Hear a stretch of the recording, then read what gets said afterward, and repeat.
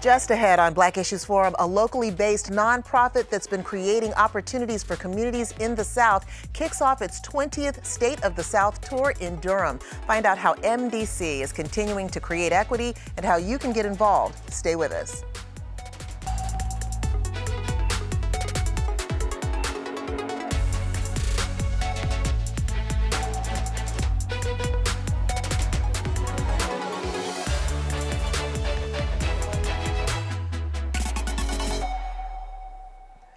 Welcome to Black Issues Forum. I'm Deborah Holt Noel. North Carolina is a southern state. You probably knew that, but how does our distinct geography also inform us about our challenges, opportunities, and as today's guests have studied, our possibilities? This year, MDC sets off on a tour called The State of the South, Reclaiming Southern Heritage and History, a series of convenings to explore systems that govern voter engagement and access, gentrification and displacement, and equitable economic development. Take a look around the Triangle, the Triad, Charlotte, even areas once considered rural, and you will see that these issues figure prominently, and they greatly impact Black, Brown, and Native communities. I want to welcome John Simpkins, President and CEO of MDC. John is a scholar of constitutional law and former counsel to the Obama administration. I also want to welcome Dr. Adriane Lentz-Smith, Associate Professor of History at Duke University.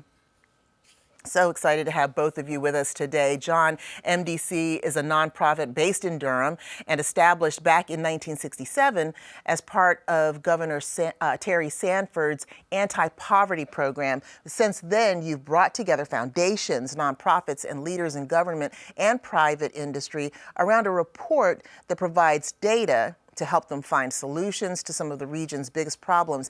And in a recent presentation, John, you talked about possibilities as opposed to opportunities. Let's dig right in with that, and mentioning at the top that we see North Carolina as one of the top areas to live in, and building is really off the charts. Are opportunities here and possibilities reaching diverse communities in our state? Well, Deb, first, thank you for having me on the show. And I want to say that no, opportunities or possibilities are not truly available to the broadest range of our community. And when I talk about possibility as opposed to opportunity, think of it like a menu. If you look at a menu and there are 15 items on the menu, but you can only afford 2, you have the opportunity to order anything on the menu, but it's not possible for you to have everything on the menu. We want people to live choice-filled lives, and we believe that there's a greater opportunity for more people in North Carolina and the 13 states that we serve to have lives of real possibility, where they can live into their true talents, and that's what we're really focused on at MDC as we launch the State of the South effort, which is really a reimagination. It's no longer just a report. It's an opportunity to engage with the public through the work that we do, as well as learn from the experts who live these conditions every day. So there are so many reports out there and conversations and groups. What exactly is the effective work of MDC? How does it actually work? MDC really focuses on 3 areas. We do research and analysis to inform systems change.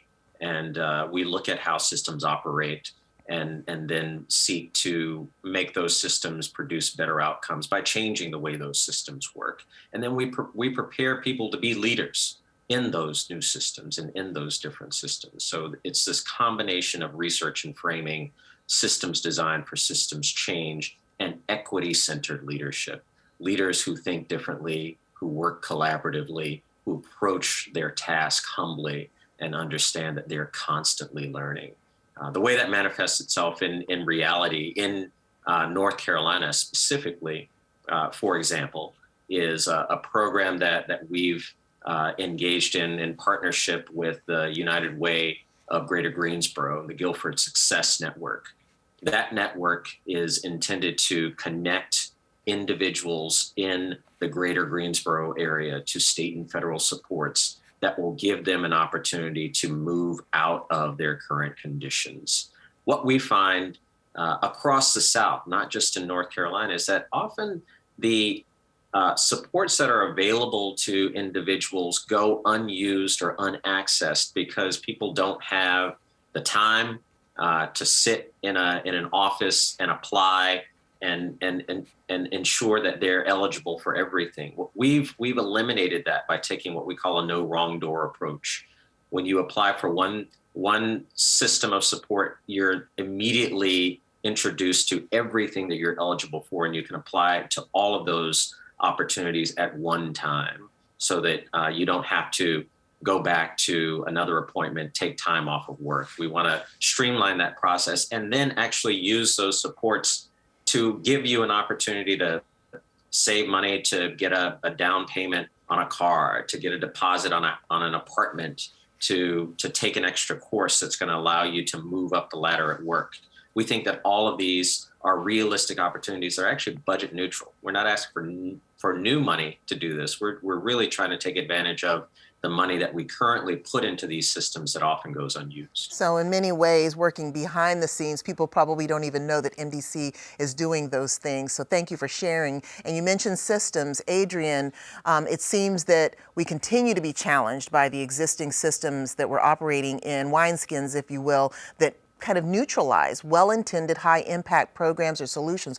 What are some of those systems and programs, specifically, perhaps in education, criminal justice, housing?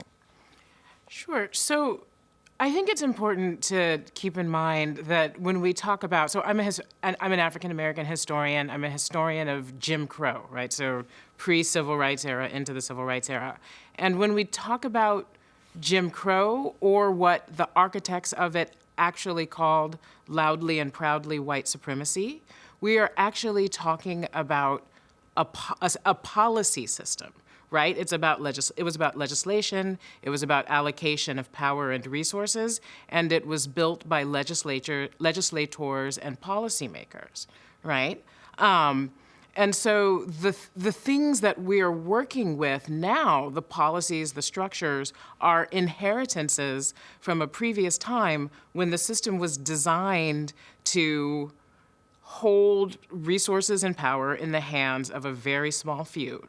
Not white people, broadly speaking, but a small subset of white people, right? You see that then in the way that what was once a dual educational system in which the black side, in a segregated educational system, the black side was poorly resourced. When there were schools, they stopped at 11th grade, which then limited where people could go to school afterwards and kind of how they could be educated. Sort of worse infrastructure for black students, teacher pay, not at all equal. And we have sort of moved to rectify things like that in education a little bit, but without fully reckoning with the extent of the inequity to begin with. Similarly, we know that we have a problem of mass incarceration. We know that that is a combination of design and accident. But I think it's important to remember that the forms of imprisonment and policing that were designed in the South after emancipation were largely designed to be about controlling black labor, right? And the language of black criminality that emerged in the South and elsewhere that was crafted, again, by kind of white media and white legislators, was also kind of a byproduct of an attempt to make sure that African Americans stayed in their place. We still traffic in the language of black criminality too often without thinking about its origin and the ideological and practical work that it's done. We are still building on a system of incarceration that did not begin with rehabilitation or safety in mind so much as it did labor control. And then finally, I'd say about housing that so I live in Durham. I love Durham. I am excited in many ways for the ways that Durham is growing and developing. It's also the case that Durham, as many places in the South, have a long history of of cordoning off places where people of color could live and might live through restrictive covenants, through where folks could get loans, or where we talk about redlining or things like that. Also, a newer history, but an ugly history, of selling people houses that weren't going to build as much value, right? So also shoving Black homeowners into into sort of questionable buys through loan practices and things like that. We haven't quite talked and reckoned with, we haven't undone that history, even as we now see these processes of gentrification, when those same home owners who had tenuous holds through loaning practices on the houses that they've bought have been pushed out by real estate developers, either individuals or big companies, who are figuring out who have the material resources to flip those houses and build their own wealth in these places that used to be kind of bedrocks of other folks' communities. Thank you so much for laying all that out. It was so important just to hear that explanation, because as we look around, John, indeed, there is progress, there's development, and while many communities of color are focused on and need to focus on just getting the rights and access that we deserve, development continues. The world continues to change. And we're talking about these systems that continue to be in place. Is there anything that the MDC is doing to target specific systems and unravel them in order to create, those possibilities that you talked about? Absolutely.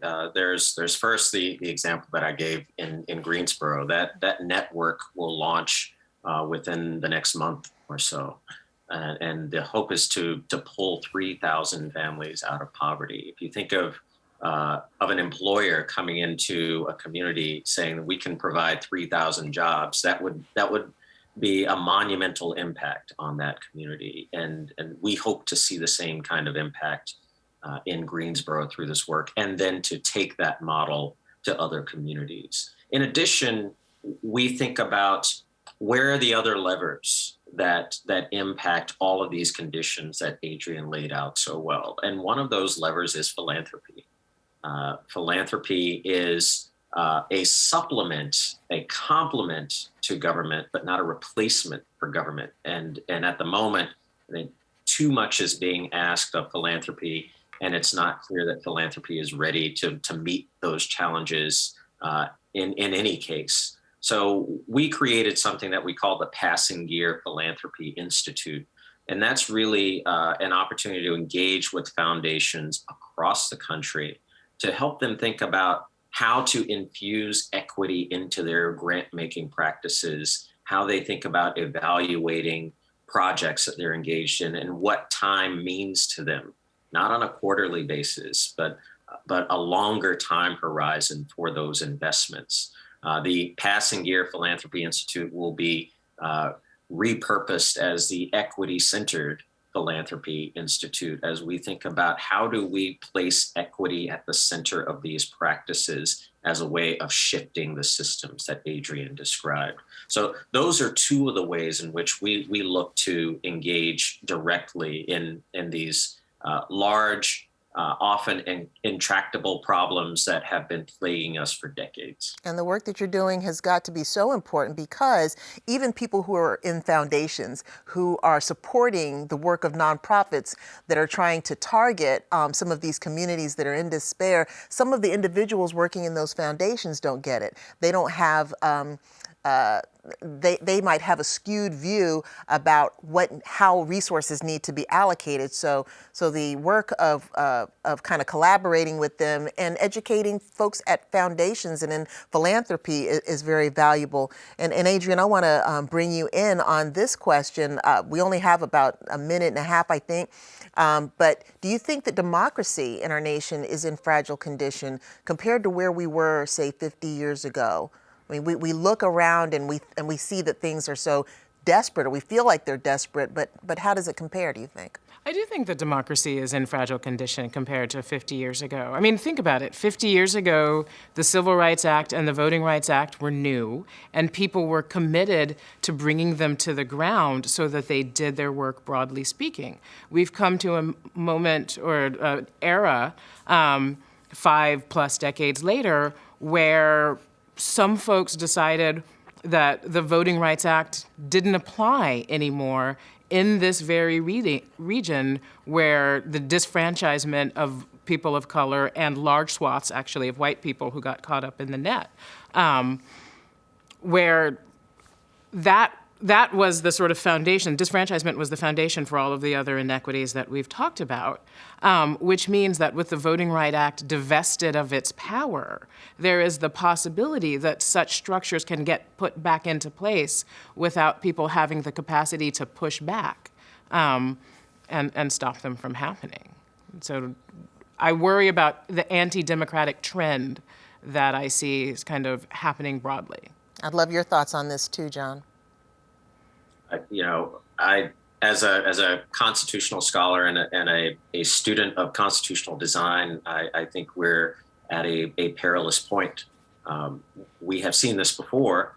I call it the second redemption. It's a version of what we saw in South Carolina and other states across the South after Reconstruction, when there was literally an overthrow of democratically elected governments, and we've already seen attempts at that at the national level.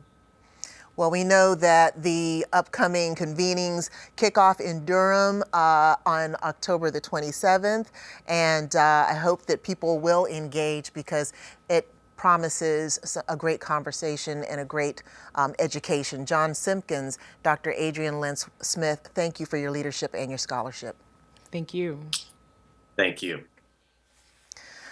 Artistic expression plays a strong role in moves towards social and economic equity and justice. Maybe that's why the kickoff event for the True South State of the South Tour in Durham is an evening performance and dialogue at Hayti Heritage Center.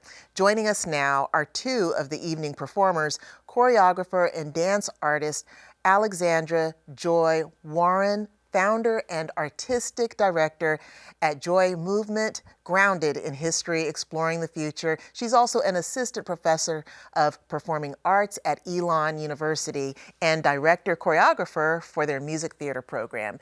And also we have Marcus Kiser, an artist and graphic designer. So excited to have the two of you joining us as well. I'm sure it's going to be an outstanding performance, very exciting. And Alexandra and Mark, starting with you first, Alexandra, tell us a little bit about your studio, your art, and how your work as an artist intersects with social justice work and equity.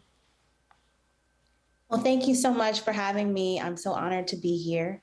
My company started in 2014, and we really explore the stories of folks from the African diaspora, and inherently those stories often intersect with social justice. Some of my dance works explore things like the consequences of the North Carolina eugenics program, what does American patriotism look like for descendants of enslaved people, and just other topics that are relevant to me and my experience. So oftentimes those things are somehow, connected. And so I'm really excited that I'm able to process and explore things through art that help me to understand things that are complicated and express myself and express emotions that are really complex through art. It's great to have that art form to be able to kind of get some of that energy out, because there's a lot going on in our world and people are needing to de-stress. But as an artist, I would imagine you're able to just kind of take that and really embrace it, and that comes out in your dance and in your work. Yes. So Mark, can you talk about your work as well, your art in your studio? Yeah, first off, thank you for having me on the platform this morning. So I'm a multimedia designer and illustrator, graphic designer, and the way we spoke about how these systems are designed, I like to consider my work as like a I'm a visual storyteller that likes to connect community. So a lot of, I have a history in design, but I like to use art to engage and connect. And how do we tell the history of a lot of spaces of color, particularly Black spaces? And then I just, how do we apply the like from a standpoint of graphic design and marketing? We're always creating things to sell lifestyles, to sell images, but like, how do we sell systematic change through visual languages? And that's pretty much the base. That's pretty much the cornerstone of my work. So I take my design thinking and I use it to, help and build, better futures or whatnot. Wow. I think about, the art that I see around me, and Alexandra, where do you see the influence of art giving that voice that Marcus talked about to Black communities in the South? Yeah, art allows us it gives us the space to process our present circumstances. And it also allows me to be able to imagine a new future. A future is not only where we exist, but we also thrive in. And so I think that space and creating that, it's not only just for me and for my other artists that work with me, but it's also for everyone that experiences the art.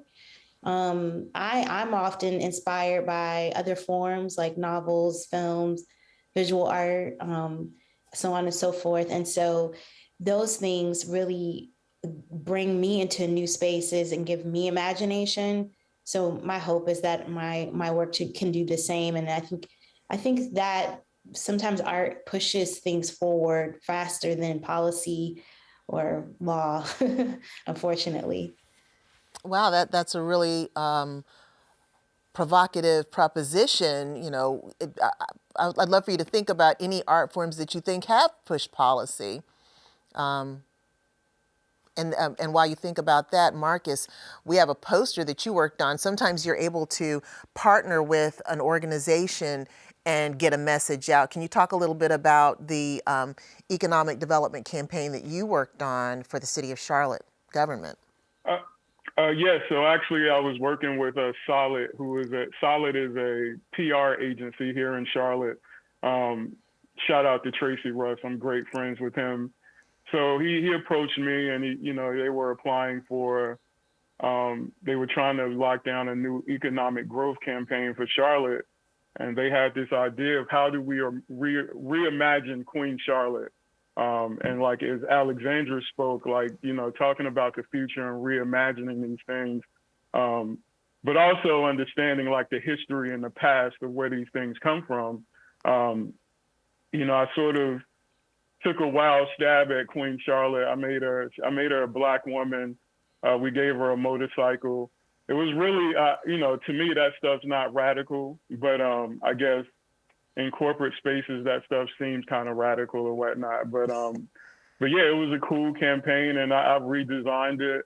Actually, the campaign didn't get used, so I want to say that too. So, wow. But despite it not being used, that's still one of my favorite projects. And it's just this idea of like, how do we reimagine? And like, I love the idea of reimagining and then turning that thing into a vintage movie poster style design. Mm-hmm. That was like one of my favorite projects. Yeah, it's pretty powerful. Her on that motorcycle with that crown, very imaginative. Natural hair too. I had to give her the natural hair, and just, I loved it. Oh yeah, it's a great poster. Wish they had used it. Alexandra, sometimes I know I'd asked you about other forms of art that we've seen that maybe pushed policy.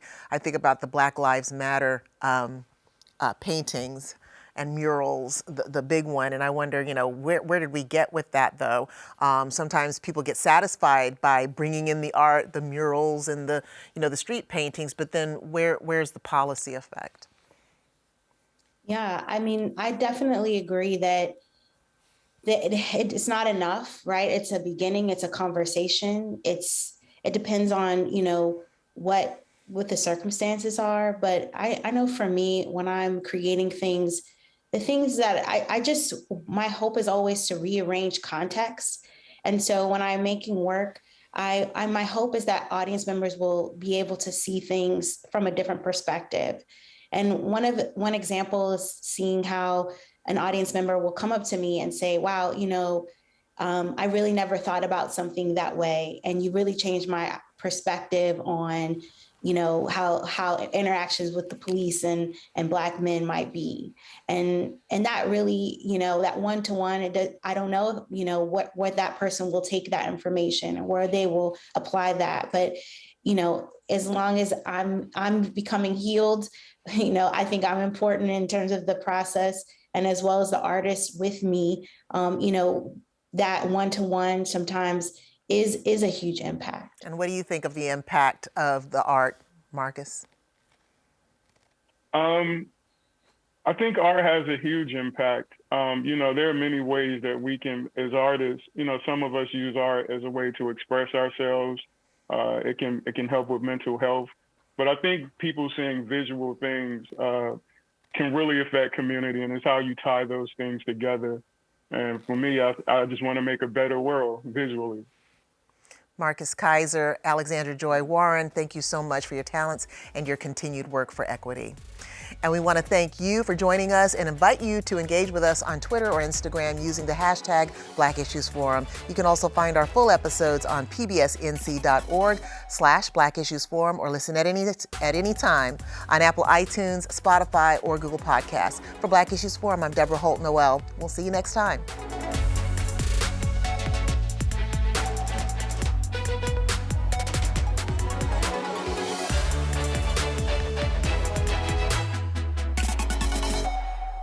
Quality public television is made possible through the financial contributions of viewers like you, who invite you to join them in supporting PBS NC.